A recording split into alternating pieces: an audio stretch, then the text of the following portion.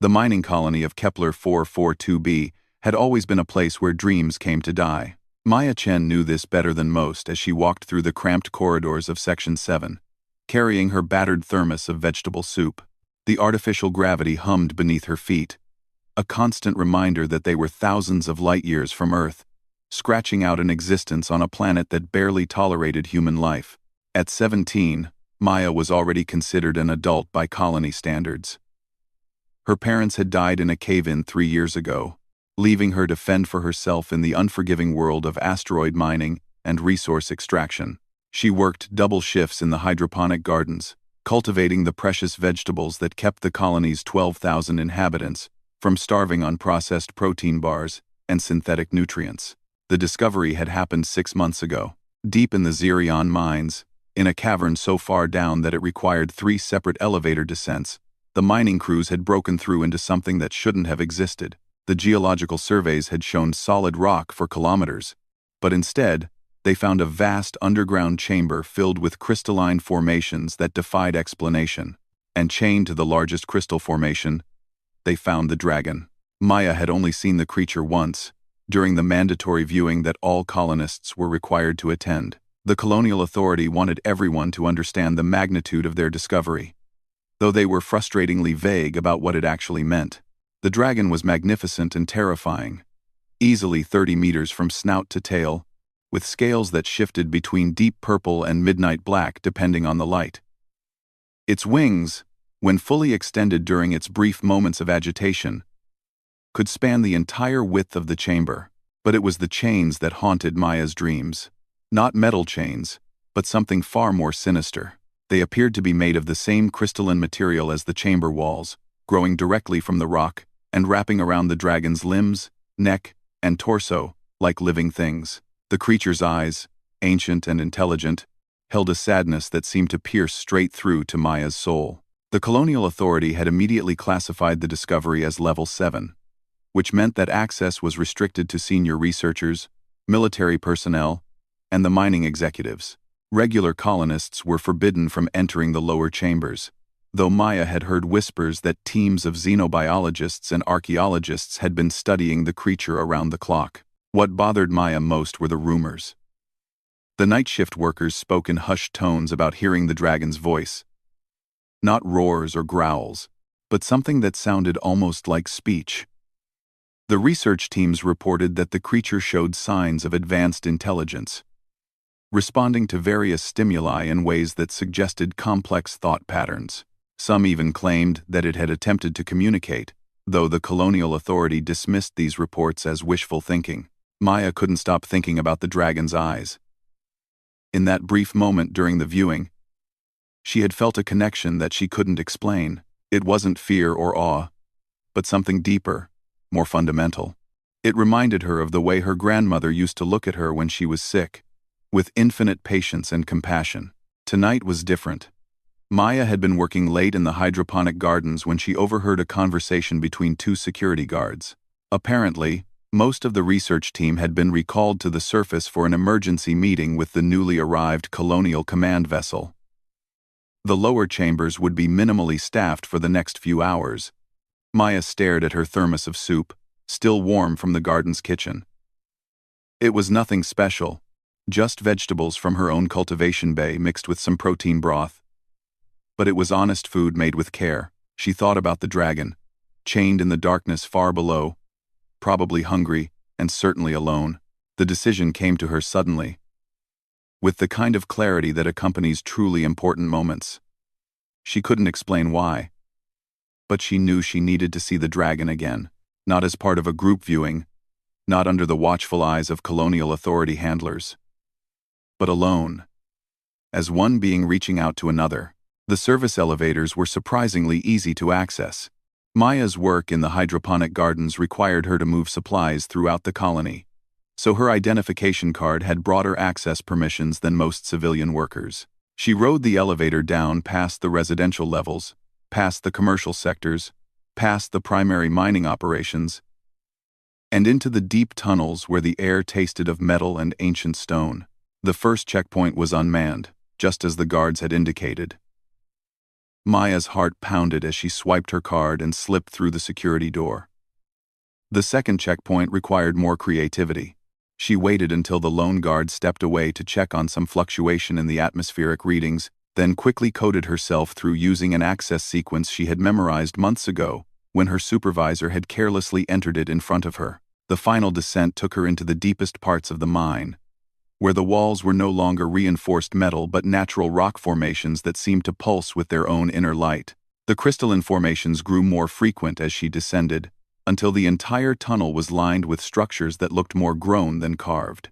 Maya emerged from the final elevator into the massive chamber, and her breath caught in her throat. The dragon was even more magnificent than she remembered. In the dim light cast by the bioluminescent crystals, its scales seemed to ripple like liquid shadow. The creature was sleeping, or at least resting, its massive head lowered to rest on its forelegs. The chains were worse than she had remembered.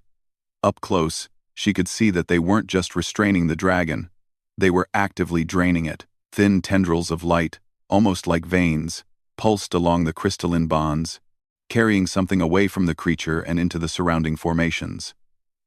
The dragon's breathing was labored, and Maya realized with growing horror that it was slowly dying. She approached carefully, not wanting to startle the creature. The dragon's eyes opened as she drew near, those ancient, intelligent orbs focusing on her with what seemed like surprise. Maya had expected fear or aggression, but instead, she saw only curiosity and perhaps a touch of hope. "Hello," Maya whispered, feeling foolish but not knowing what else to say. "I brought you something." The dragon's head lifted slightly, its nostrils flaring as it caught the scent of the soup. Maya unscrewed the thermos cap and poured the warm liquid into the metal bowl that served as the container's base. The smell of vegetables and herbs filled the chamber, a stark contrast to the sterile air of the deep mines. "It's not much," Maya continued, moving closer despite every instinct screaming at her to run. "Just soup, but it's made with real vegetables, grown with care. I thought maybe you were hungry." The dragon lowered its massive head toward the small offering, and Maya realized she was holding her breath. The creature's tongue, surprisingly delicate for something so large, tested the soup cautiously. Then, with movements that were almost heartbreakingly gentle, the dragon began to drink.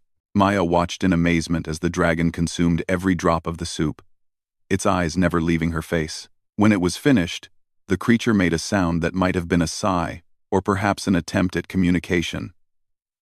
Maya reached out tentatively, her hand moving toward the dragon's snout before she could stop herself. The moment her fingers touched the dragon's scales, the world exploded into light and sensation. Images flooded Maya's mind. Visions of vast cities floating among the stars, of beings like this dragon soaring through nebulae on wings of pure energy. She saw the destruction of those cities, the imprisonment of the dragon's people, and the slow, careful genocide that had reduced a once mighty civilization to a single chained prisoner.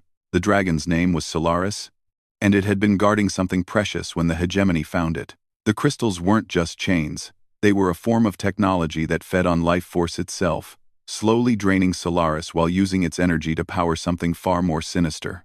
Maya saw flashes of the hegemony's true nature, a parasitic empire that consumed entire civilizations, leaving behind only empty husks and crystal formations, like the ones that now surrounded them.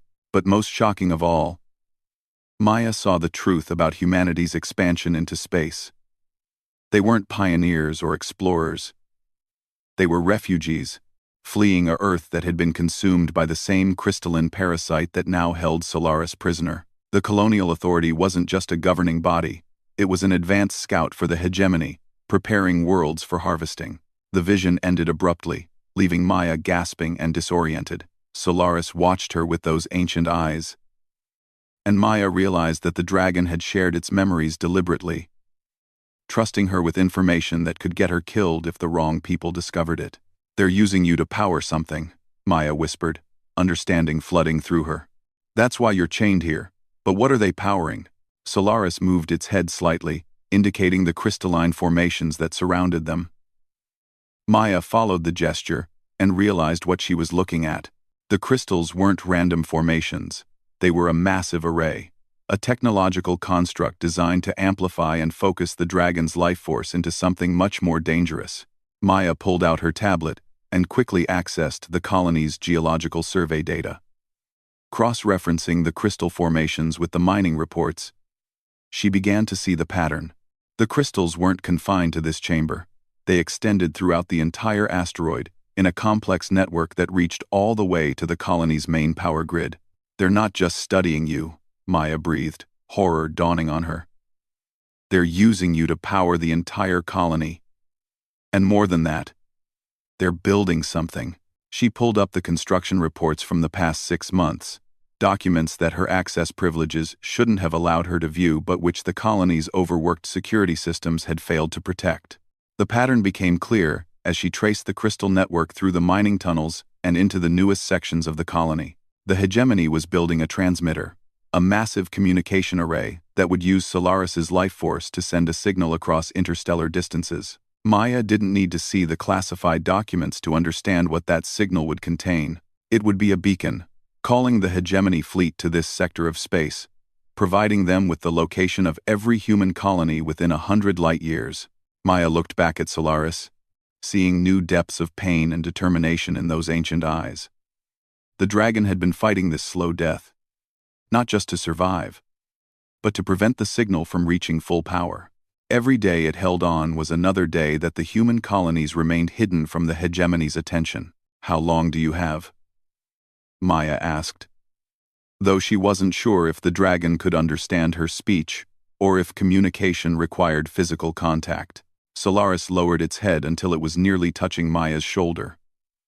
The gesture was clearly an invitation. But Maya hesitated. The previous mental contact had been overwhelming, and she wasn't sure she could handle another flood of alien memories and emotions. But looking into those dying eyes, Maya realized she didn't have a choice. Humanity's survival might depend on what Solaris could teach her, and the dragon was running out of time. Maya reached out and placed both hands on the creature's warm scales, opening her mind to whatever Solaris needed to share. This time, the contact was more controlled, more focused. Instead of overwhelming her with visions, Solaris shared specific knowledge, technical information about the crystal arrays, and how they functioned. Maya saw the dragon's attempts to sabotage the network, subtle manipulations of the energy flow that had delayed the project, but couldn't stop it entirely. She also felt Solaris's growing weakness, the slow drain of life force that would soon reach a critical threshold. The dragon had perhaps days left, maybe less, before the cumulative effect of the crystal chains proved fatal. When that happened, the transmitter would activate automatically, using the massive surge of energy released at the moment of death to punch a signal through the barriers between dimensions and across the galaxy. But Solaris also shared something else, a spark of hope that Maya almost missed among the technical data. The crystals were indeed parasitic technology, but like all parasites, they had evolved to infect specific types of hosts.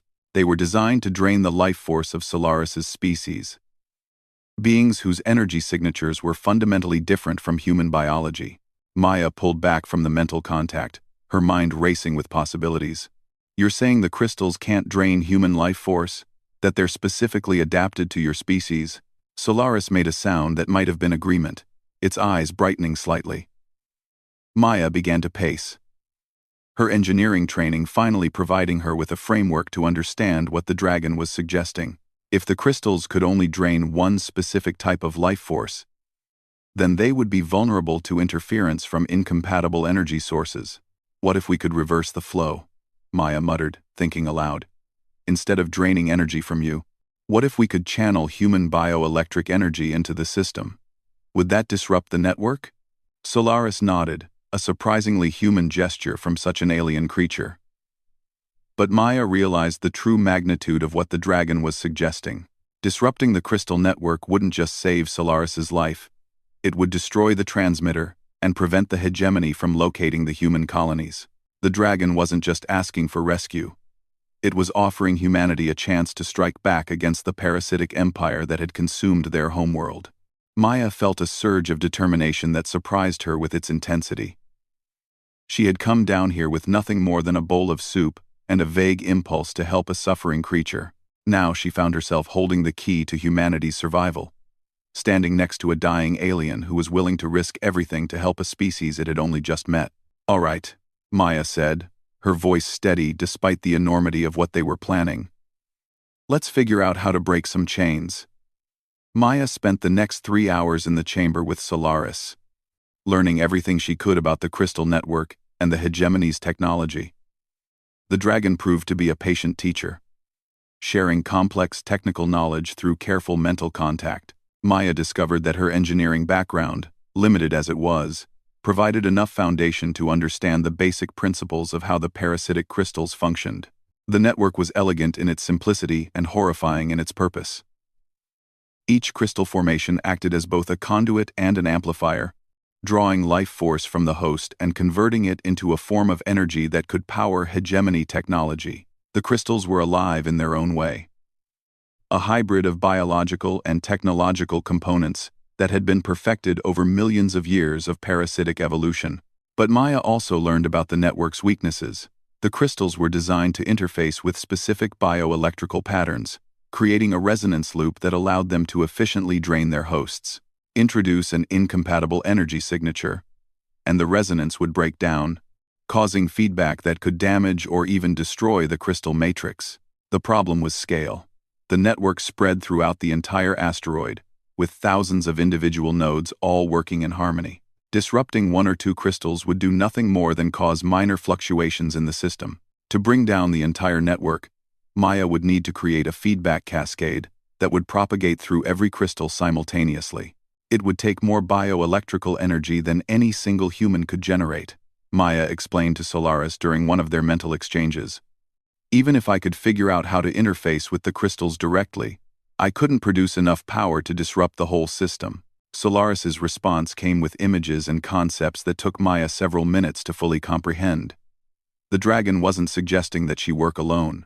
Human bioelectrical patterns might be incompatible with the crystals individually, but humans were also naturally social creatures, with a tendency toward collective action. What if she could coordinate multiple humans to create a simultaneous feedback pulse?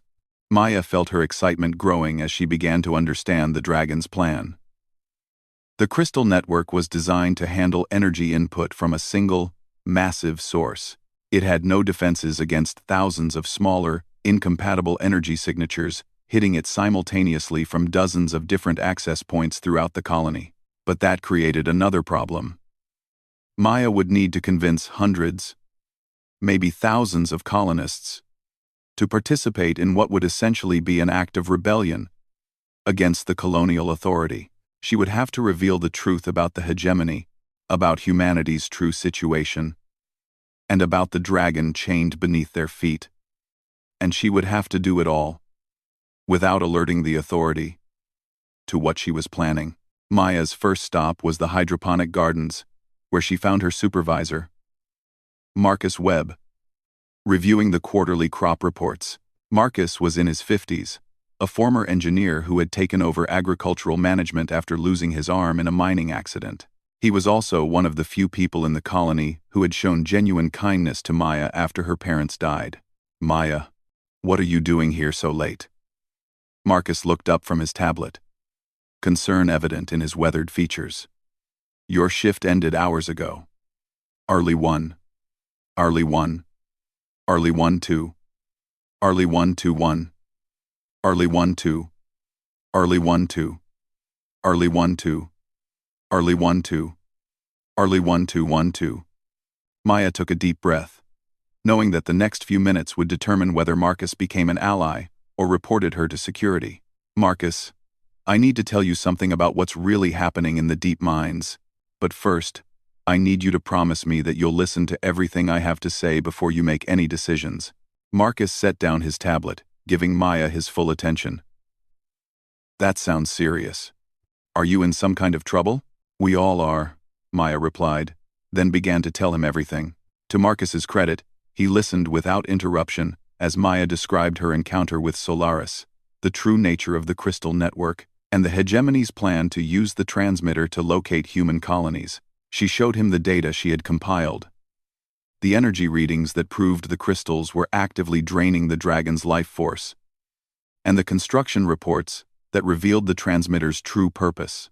When she finished, Marcus was quiet for a long time, staring at the evidence on Maya's tablet. Finally, he looked up at her with eyes that seemed to have aged years in the space of an hour. "You realize what you're asking me to believe," he said slowly. "That our entire government is compromised.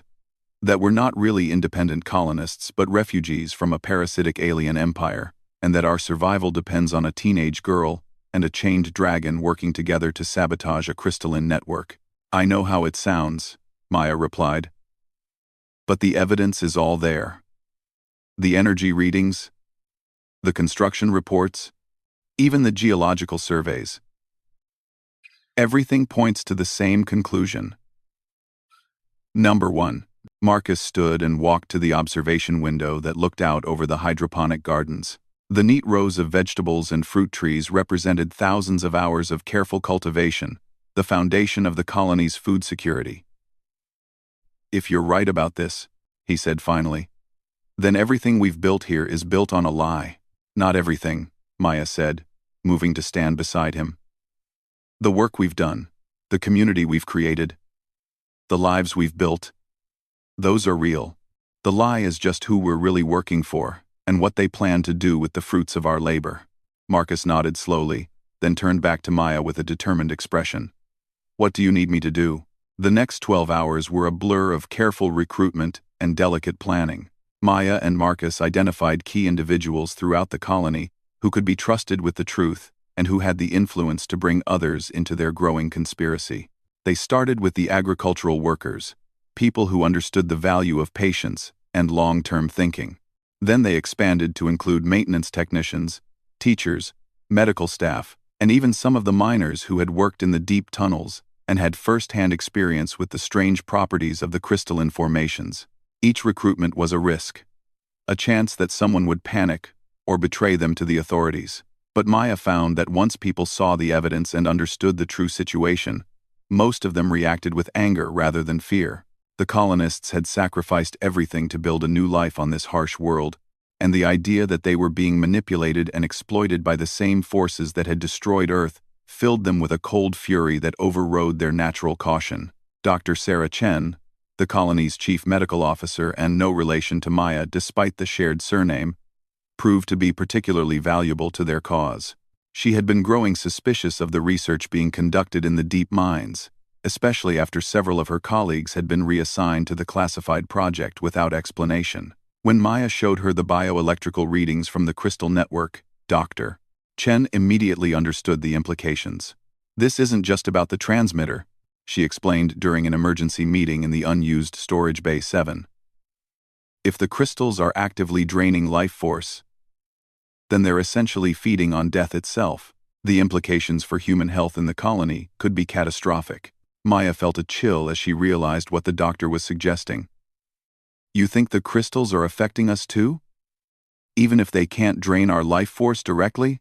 Look at the medical reports from the past 6 months, Dr. Chen said, pulling up data on her personal tablet.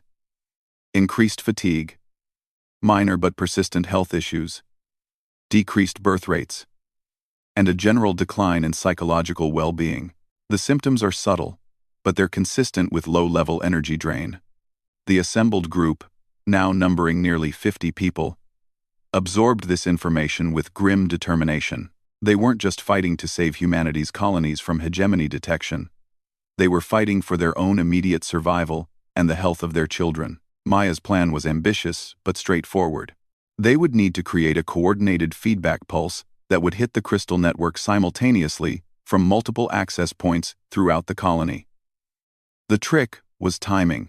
Every participant would need to make physical contact with a crystal formation at exactly the same moment, channeling their incompatible human bioelectrical energy into the network and creating a cascade failure that would propagate throughout the entire system. The challenge was access. The crystals were scattered throughout the mining tunnels and deep chambers, many of them in restricted areas that were monitored by security systems. Maya and her growing team of conspirators spent hours studying the colony's schematics, identifying every known crystal formation, and planning routes that would allow teams to reach them without triggering alarms. Dr. Chen proved crucial in solving the technical challenge of how humans could safely interface with the crystal network. Working with the colony's small team of engineers, she developed a simple device that could amplify human bioelectrical output and channel it through a handheld contact point. The devices were crude but effective, essentially modified medical sensors connected to capacitors that could store and release energy in controlled bursts. The timeline was driven by Solaris's declining condition. Maya made 2 more visits to the deep chamber, each time finding the dragon weaker than before. The crystal chains were draining more energy as the transmitter approached activation threshold, and Solaris was clearly struggling to maintain consciousness. The dragon's mental communications were becoming fragmented, filled with images of pain and exhaustion. During her final visit, Maya brought another thermos of soup, along with news of their progress. Solaris managed to consume the warm liquid with obvious effort, its movements slower and more labored than before. When Maya made mental contact, the dragon's thoughts were like flickering candle flames, still present but growing dimmer with each passing hour. Solaris shared one final piece of crucial information: the exact timing of the transmitter's activation sequence. The hegemony technology was designed with multiple fail-safes and backup systems, but it also followed predictable patterns. The final activation would occur during the colony's night shift, when fewer people would be awake to witness the energy surge. Maya realized with horror that the transmission was scheduled to occur in less than 18 hours. Maya spent the rest of that day making final preparations and briefing the last groups of volunteers. They had managed to recruit nearly 800 colonists, roughly 7% of the total population. It wasn't a majority, but it was enough to place teams at every accessible crystal formation throughout the asteroid. The plan required split-second timing and perfect coordination. Maya would remain with Solaris in the central chamber, serving as the focal point for the feedback cascade. Teams positioned throughout the colony would monitor her signal and initiate their own feedback pulses the moment they detected the energy surge from the main chamber.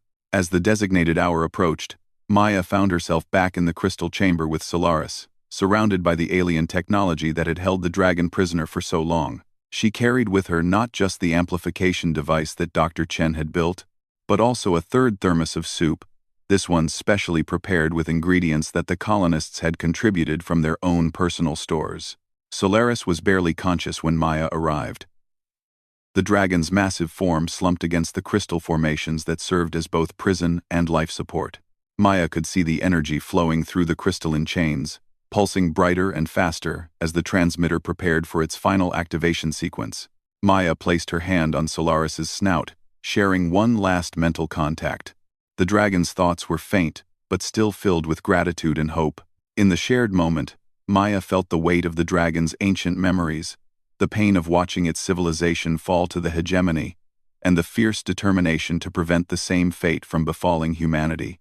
"Thank you," Maya whispered, though she wasn't sure if she was speaking to Solaris or to the hundreds of colonists who were risking everything based on her word.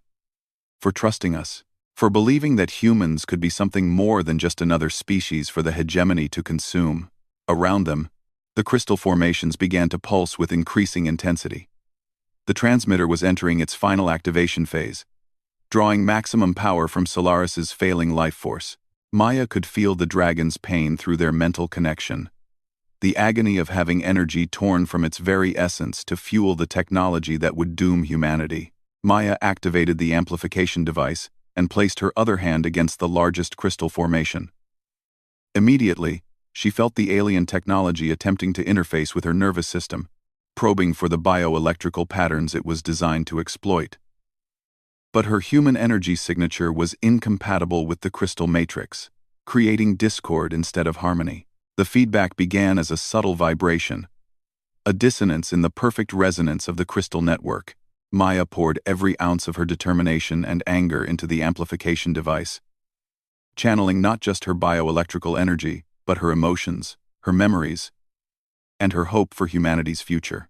Throughout the colony, 800 other devices activated simultaneously.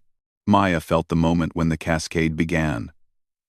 A ripple of incompatible energy that spread through the crystal network like a virus in a computer system.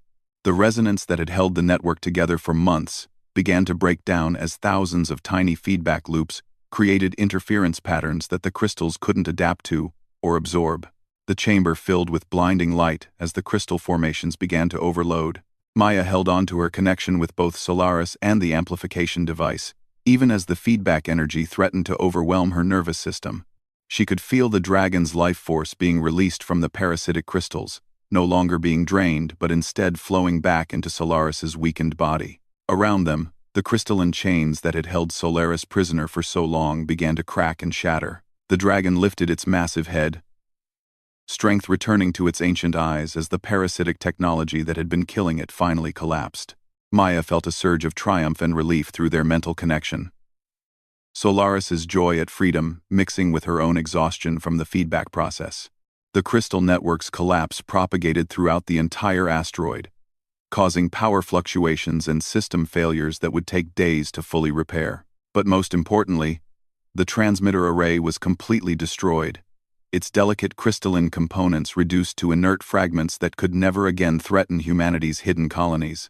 Maya released her grip on the amplification device and stumbled backward, her nervous system overloaded from the feedback process. Solaris moved with surprising grace for such a massive creature, positioning itself to catch her before she could fall.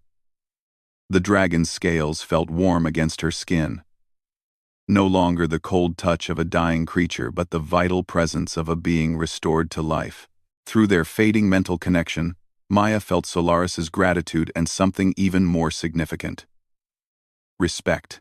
The dragon had lived for millennia, had seen the rise and fall of countless civilizations, but it had never encountered a species quite like humanity, a species that would risk everything to save a single alien creature, that would unite in the face of overwhelming odds, and that would choose hope over despair even when confronted with the vast horror of the hegemony.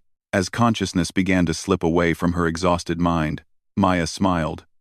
They had done it. The chains were broken, the transmitter was destroyed, and for the first time in centuries, the hegemony would find no response to their signals from this sector of space. Humanity would have time to prepare, time to unite, and time to find their own path among the stars. The last thing Maya remembered before sleep claimed her was the sound of Solaris's voice, no longer transmitted through painful mental contact but spoken aloud in words that somehow her human ears could understand. "Thank you, young one. The universe is vast and full of wonders, and now your species will have the chance to discover them all." Maya woke 3 days later in the colony's medical center, her body still tingling from the after effects of the massive bioelectrical feedback. Dr. Chen was monitoring her vital signs with the kind of intense focus usually reserved for critical patients, but her expression showed relief rather than concern. "How do you feel?" Dr. Chen asked, helping Maya sit up slowly. "Any lingering disorientation or neural pain?" Maya tested her reflexes carefully, surprised to find that she felt better than she had in months. The persistent fatigue that she hadn't even realized she was carrying had completely disappeared. Her thoughts were clearer, her energy levels higher, and even the chronic ache in her back from long hours in the hydroponic gardens was gone. "I feel incredible," Maya said honestly. "Better than I have since before my parents died." "What happened to the crystal network?" Dr. Chen's smile was the answer Maya needed, but the doctor explained anyway. "Complete systemic collapse. Every crystal formation in the asteroid has been reduced to inert silicon compounds. The feedback cascade you initiated didn't just disrupt the network, it fundamentally altered the crystalline structure at a molecular level. According to our analysis, the crystals are now completely harmless." Maya felt a surge of relief and accomplishment, but also concern. "What about Solaris? Is the dragon all right?" "More than all right," Dr. Chen replied. "In fact, our new friend has been asking for you. The dragon has been quite patient, but I get the impression that there are important matters to discuss." Maya dressed quickly and made her way through the colony corridors, noting the subtle changes that had occurred during her 3-day unconsciousness. The artificial lighting seemed brighter, the air circulation more efficient, and the ever-present background hum of the life support systems had taken on a more harmonious quality. The removal of the parasitic crystal network had apparently improved the colony's infrastructure in ways that the original designers never intended. More importantly, she noticed changes in the colonists themselves. People moved with more energy, smiled more readily, and seemed to have rediscovered the sense of community and purpose that had originally brought them to this harsh frontier world. Children who had been listless and withdrawn were playing in the corridors again, and even the usually stoic miners were exchanging jokes and laughter during their shift changes. The descent to the deep chambers required special clearance now, but Maya's role in the recent events had earned her unrestricted access to any part of the colony. The journey down felt different without the oppressive weight of the crystal network's influence. The tunnels that had once felt threatening now seemed merely functional, carved passages through ordinary rock rather than conduits for alien technology. The great chamber had been transformed. Where once crystalline formations had dominated the space with their cold, parasitic presence, now there were only scattered fragments of inert material. The chamber felt larger somehow, freed from the claustrophobic influence of the network. And at the center of it all, Solaris waited. The dragon had undergone a remarkable transformation. No longer the weakened, dying creature that Maya had first encountered, Solaris now radiated health and vitality. Its scales gleamed with an inner light that had nothing to do with crystal reflections, shifting between deep purple and brilliant gold depending on the dragon's mood. Its wings, fully extended in the spacious chamber, were magnificent structures of membrane and bone that seemed almost too delicate to support the creature's massive frame. But it was Solaris's eyes that showed the most dramatic change. The ancient sadness was still there, but it was now balanced by hope and curiosity. The dragon was no longer a prisoner counting down the days until death, but a free being contemplating an uncertain but promising future. Maya, Solaris spoke aloud, its voice a deep harmonic that seemed to resonate through both the air and the stone itself. I was beginning to worry that the feedback process had caused permanent damage. How do you feel? Remarkably well, Maya replied, approaching the dragon without the fear and uncertainty that had marked their first encounter. Doctor, Chen says the crystal network has been completely destroyed. Is it really over? Solaris lowered its massive head until it was at Maya's eye level, a gesture that somehow managed to convey both gratitude and respect. The immediate threat has passed. Yes, the transmitter is destroyed, and the hegemony will receive no signal from this sector of space. Your people have bought themselves precious time to prepare for what is to come. Maya caught the subtle emphasis in the dragon's words. You're talking about the future tense. The hegemony isn't gone, is it? They'll eventually come looking for this place when they don't receive their expected signal. The hegemony is vast and ancient beyond human comprehension, Solaris confirmed. They have consumed thousands of civilizations across millions of years, and they will not abandon this sector simply because one transmitter fails to respond. But they are also methodical and patient. It may be decades or even centuries before they dispatch a physical investigation fleet to determine what happened here. Maya felt a chill despite the dragon's reassuring presence. Centuries might seem like a long time to humans, but you're talking about an immortal enemy with unlimited resources. How do we fight something like that? Solaris's expression shifted to something that might have been amusement in a human face. You have already begun fighting them, young one. What you accomplished here was more than just the destruction of a single transmitter. You proved that the hegemony's most fundamental assumption about conquered species is wrong. What assumption? Maya asked. That intelligent species will inevitably turn on each other when faced with extinction, Solaris explained. The hegemony's entire strategy is built around this principle. They don't conquer worlds through military force alone. They corrupt them from within by exploiting the natural divisions between different groups. They turn species against themselves, making conquest inevitable. Maya thought about the past few days, about how easily the colonists had come together once they understood the true threat they faced. But humans didn't turn on each other. We worked together. Exactly, Solaris said with something that sounded remarkably like pride. In my millennia of existence, I have witnessed the fall of hundreds of civilizations to the hegemony. Some fought valiantly but fell to superior technology. Others were corrupted by promises of power and privilege. but none of them managed to unite their entire population against the threat. Your species did something unprecedented. Maya felt a surge of pride, but also responsibility. So what happens now? If the hegemony will eventually come looking for this place, what can we do to prepare? Solaris began to pace around the chamber, its massive form moving with surprising grace. That depends entirely on what your people choose to do with the knowledge they have gained. You now understand the true nature of the threat facing humanity, and you have proof that the hegemony can be resisted. The question is whether you will use this knowledge to hide from the coming storm or to prepare for war. The dragon paused, fixing Maya with those ancient, intelligent eyes. I should tell you that the choice is not yours alone to make. Word of what happened here has already begun to spread to other human colonies. The feedback cascade that destroyed the crystal network also sent out an electromagnetic pulse that was detected by every monitoring station within 50 light-years. Your fellow humans are asking questions, demanding answers, and beginning to discover the truth about their own situations. Maya felt her heart racing as she realized the implications. Other colonies have crystal networks too? The hegemony has been infiltrating human space for years?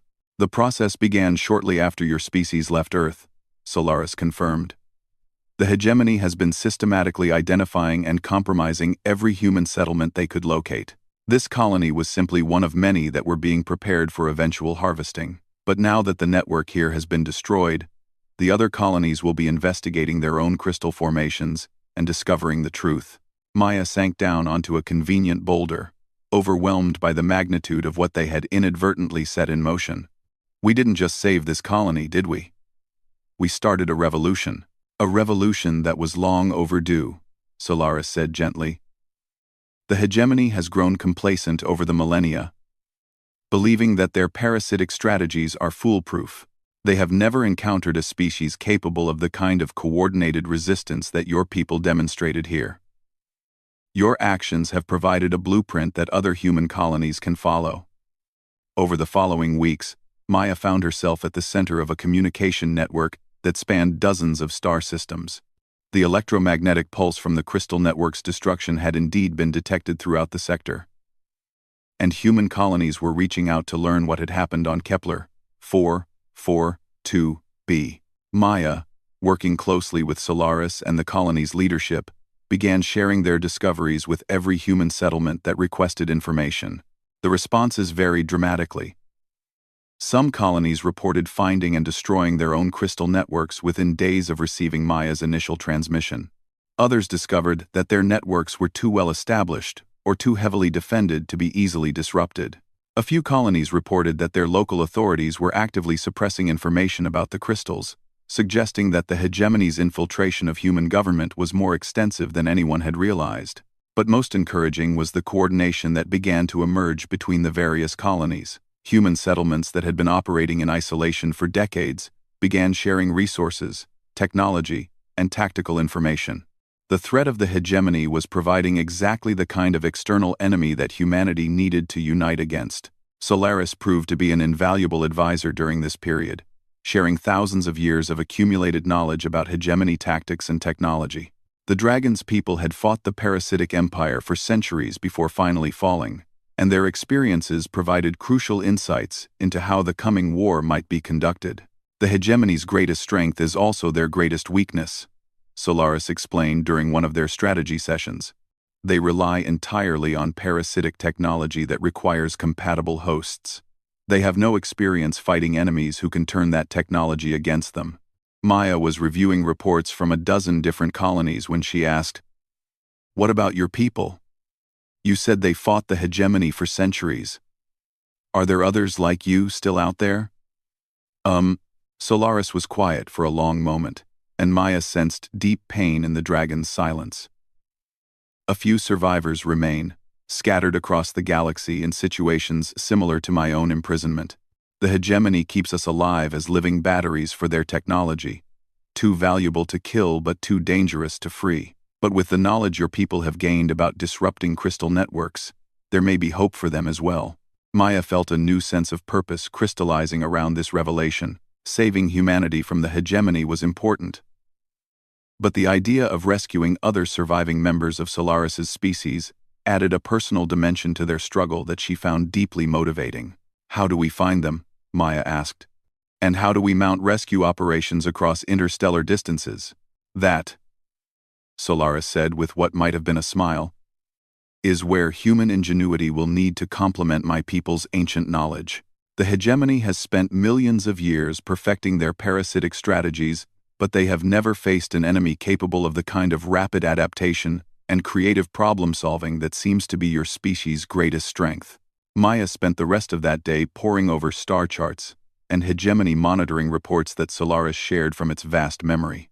The dragon's knowledge of the parasitic empire's infrastructure was extensive, accumulated over centuries of careful observation during its imprisonment. Combined with the tactical intelligence that was flowing in from human colonies throughout the sector, a picture began to emerge of how a larger resistance movement might be organized. The plan that eventually took shape was audacious in scope and ambitious in timeline. Human colonies throughout the sector would coordinate their efforts to eliminate hegemony infiltration, while simultaneously building the infrastructure necessary to support long-range military operations. The crystal networks that had once been tools of oppression would be reverse-engineered and converted into communication arrays that could coordinate resistance activities across vast distances. Most importantly, they would begin mounting rescue operations to free other prisoners like Solaris, both to deny the hegemony their living batteries and to gain additional allies with irreplaceable knowledge about the enemy's capabilities and weaknesses. Maya found herself appointed as the coordinator for what was being called the Solaris Project, named in honor of the dragon whose sacrifice had made their resistance possible. It was a responsibility that terrified and thrilled her in equal measure.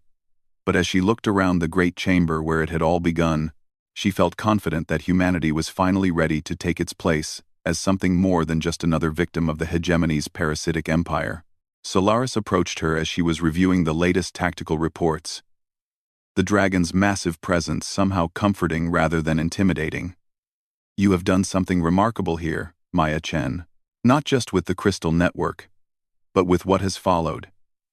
Your species has gone from isolated refugees to coordinated resistance fighters. In a matter of weeks." Maya looked up at her unlikely ally and friend, remembering the dying creature she had found chained in this chamber such a short time ago. "We couldn't have done it without you. None of this would have been possible if you hadn't trusted a human girl with a bowl of soup." "Trust," Solaris mused, "is perhaps the most powerful weapon in any war. The hegemony understands fear, corruption, and exploitation. But they have no comprehension of what beings can accomplish when they truly trust each other. That may prove to be their ultimate downfall." Maya smiled, feeling the weight of the future pressing down on her shoulders but also the strength of thousands of human colonies united in common purpose. "Well then, let's make sure we give them a proper demonstration of what trust can accomplish." Outside the chamber, the colony continued its daily routines. But now, with the knowledge that they were no longer alone in the darkness between the stars, humanity had found its voice, its purpose, and its strength. The war against the hegemony would be long and difficult. But for the first time in centuries, the parasitic empire would face an enemy that refused to be conquered, corrupted, or consumed. And it had all started with a simple act of kindness, a bowl of warm soup offered to a suffering creature in the depths of an alien mine. Sometimes the smallest gestures create the largest changes, and sometimes the fate of entire civilizations can turn on the compassion of a single individual willing to reach out to someone in need. Maya returned to her reports, but not before taking one last look around the chamber where everything had changed. The crystal formations were gone, replaced by monitoring equipment and communication arrays that connected this remote colony to a growing network of human resistance. But she would never forget the sight of Solaris chained and dying, or the moment when those chains finally shattered and set them all free.